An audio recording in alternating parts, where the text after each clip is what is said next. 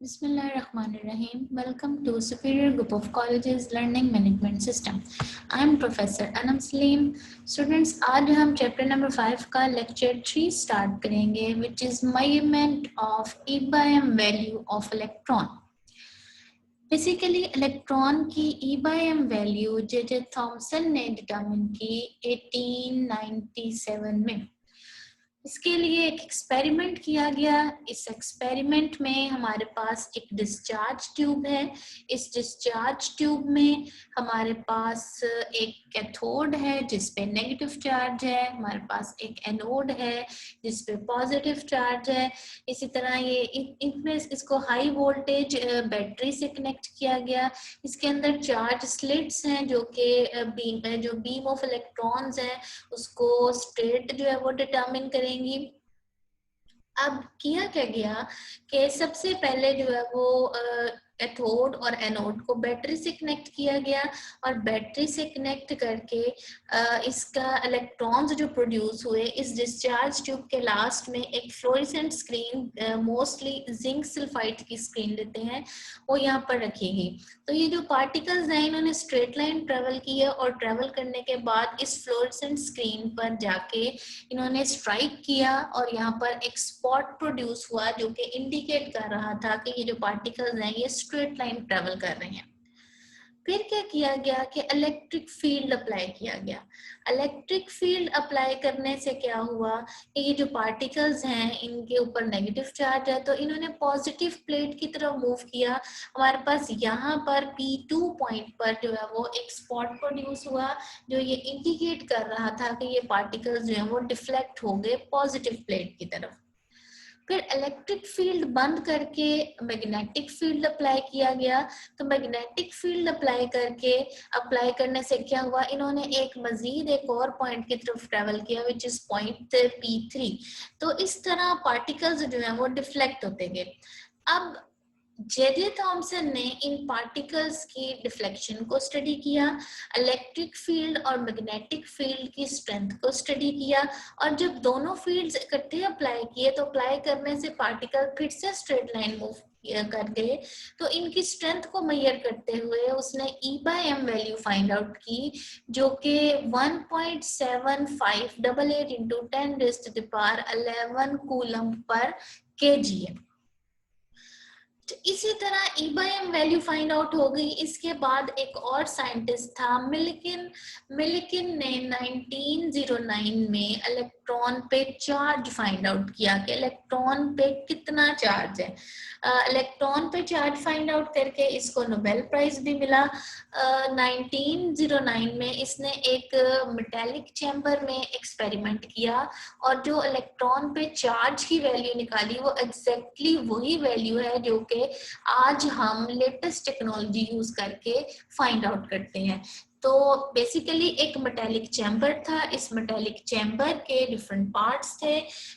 इसमें जो है वो दो मेटल की प्लेट्स थी, एक को A नाम दिया गया, दूसरी को A' का नाम दिया गया। जो अपर प्लेट थी इसमें एक होल है, सुराख है, इस पे हम एटोमाइजर से ऑयल के ड्रॉपलेट्स का स्प्रे करते हैं।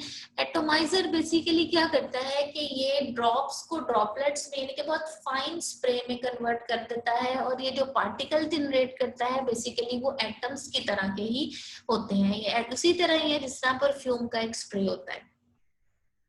फिर इस मेटालिक चैम्बर को देखने के लिए माइक्रोस्कोप एडजस्ट की गई और इसको जो है वो एक बैटरी से कनेक्ट किया गया, लेकिन फिलहाल वोल्टेज प्रोवाइड नहीं किए गए। तो वर्किंग जब हुई इसकी तो यहाँ से जब एटोमाइजर से स्प्रे किया गया तो स्प्रे करने से क्या हुआ, क्योंकि ग्रेविटी हर चीज को अपनी तरफ अट्रैक्ट करती है, तो इस प्लेट में अपर प्लेट में जो के होल्स थे तो ये पार्टिकल ग्रेविटी के एक्शन की वजह से नीचे की तरफ मूव करने लगे। तो इन पार्टिकल्स की एक डेफिनेट वेलोसिटी है जिसको हम v1 से रिप्रेजेंट करते हैं जो कि डायरेक्टली प्रोपोर्शनल है mg, यानी कि जो वेलोसिटी है इन पार्टिकल्स के मैस के और ग्रेविटी के डायरेक्टली प्रोपोर्शनल है। अब क्या किया गया, इस चैम्बर में गैस मौजूद थी, तो उसमें हमने एक्सरेज प्रोवाइड की और एक्सरे प्रोवाइड करने से उस गैस को आयोनाइज किया गया। अब जब आयनाइज करने के बाद इनको हमने जो प्लेट्स थी ए और ए डैश, इसको बैटरी से कनेक्ट किया। जब इसको बैटरी से कनेक्ट किया तो वो पार्टिकल जो के नीचे की तरफ मूव कर रहे थे ग्रेविटी की वजह से, अब वो पार्टिकल इलेक्ट्रिक फील्ड के अप्लाई करने से उन्होंने अपवर्ड मूवमेंट शुरू कर दी। अब वो जब उन्होंने अपवर्ड मूवमेंट शुरू की तो हमारे पास पार्टिकल्स की एक नई velocity I which is v2, which is directly proportional to capital E small e minus mg। दोनों वेलोसिटीज को कंपेयर किया गया, v1 by v2 is equal to mg over capital E small e minus mg। अब velocities की value हमें पता थी, मास की वैल्यू, ग्रेविटी की वैल्यू और इलेक्ट्रिक फील्ड की स्ट्रेंथ। तो इस तरह से हमने E यानी कि इलेक्ट्रॉन पे जो चार्ज है उसकी वैल्यू डिटरमिन की, जो कि 1.59 इंटू 10⁻⁻19 कूलम है, जो कि एग्जैक्टली वही वैल्यू है जो कि आज हम लेटेस्ट टेक्नोलॉजी यूज करते हुए फाइंड आउट करते हैं, विच इज 1.6022 इंटू 10⁻⁻19 कूलम।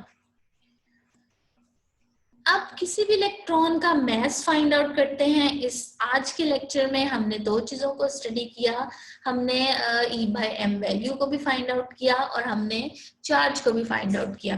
किसी भी एटम इलेक्ट्रॉन पे चार्ज 1.602 इंटू 10⁻⁻19 कूलम है और E by m value 1.7588 into 10⁻11 coulomb per KG. तो अगर मास फाइंड आउट करना हो तो मास को सेपरेट करेंगे, ये वाली वैल्यू को डिवाइड कर देंगे। जब ये दोनों वैल्यूज डिवाइड होंगी तो आपस में हमारे पास मास ऑफ इलेक्ट्रॉन आ जाएगा विच इज 9.109 इंटू 10⁻31 kg। तो इस तरह से हम किसी भी एटम में मौजूद इलेक्ट्रॉन का मास फाइंड आउट कर सकते हैं। Thank you very much.